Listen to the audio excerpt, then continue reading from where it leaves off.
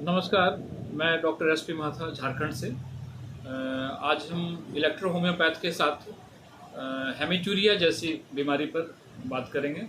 ये हमारे कुछ डॉक्टर मित्रों का आग्रह है कि इस बीमारी पर थोड़ा ट्रीटमेंट शेयर किया जाए। देखिए, हेमीचूरिया यानी पेशाब के साथ रक्त का आना या पेशाब में ब्लड का आना। तो इसमें होता क्या है, पेशाब का शरीर से निरंतर निष्कासन होना एक अनिवार्य प्रक्रिया है जो होना चाहिए, नित्य क्रिया है ये। अगर किसी भी कारण से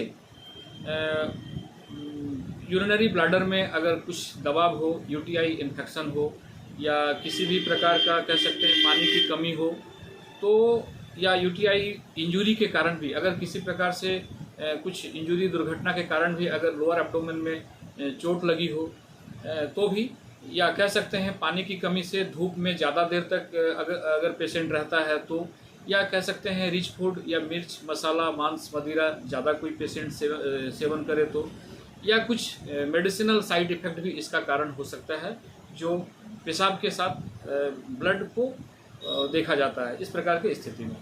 इसमें होता क्या है, जैसे पेशाब में जो विद्यमान कुछ बाई प्रोडक्ट होते हैं, जैसे टॉक्सिन के रूप में urea, uric acid, phosphate, albumin या पस सेल का, जो और भी कुछ कंपोनेंट होते हैं जो समय समय पर शरीर से इनका निष्कासन बहुत ही अनिवार्य होता है।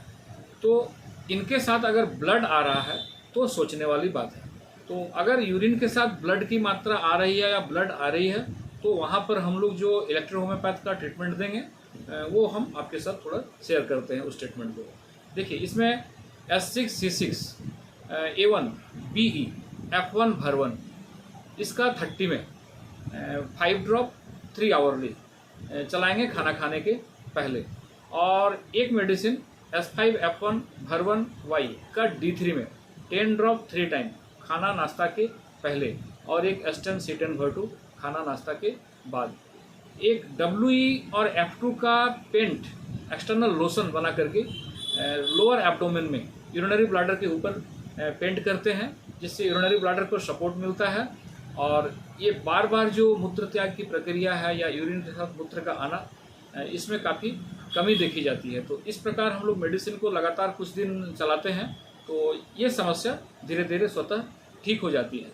और पेशेंट को कुछ आहार पर, डाइट पर भी कंट्रोल रखना पड़ता है, जैसे खट्टा भोजन जब तक दवा चले नहीं लेना है, पानी की उचित मात्रा अपने वजन के अनुसार, अगर 20 किलो वजन है तो 1 लीटर पानी अनिवार्य होता है। तो इस प्रकार पेशेंट अपने शारीरिक वजन के अनुसार डेली 3-4 लीटर पानी नितांत रूप से लें।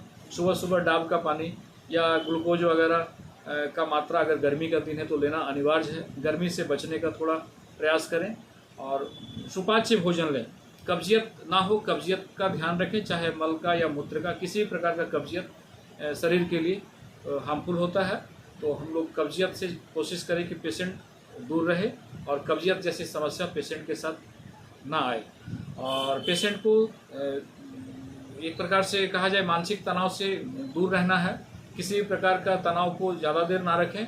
और अगर किसी प्रकार का मेडिसिनल साइड इफ़ेक्ट है तो उसका उचित इलाज साथ में करना ज़रूरी होता है। वो प्रॉपर डायग्नोसिस पेशेंट का करने के बाद ये तय होता है कि ये इसके साथ हम लोग को किस प्रकार का ट्रीटमेंट करना। लेकिन नॉर्मली अगर यूरिन में ब्लड आ रहा है तो ये अभी जो ट्रीटमेंट बताया गया ये बहुत ही कारगर है और बहुत ही सटीक इसका ट्रीटमेंट मिलता है इस प्रकार के रोगी में।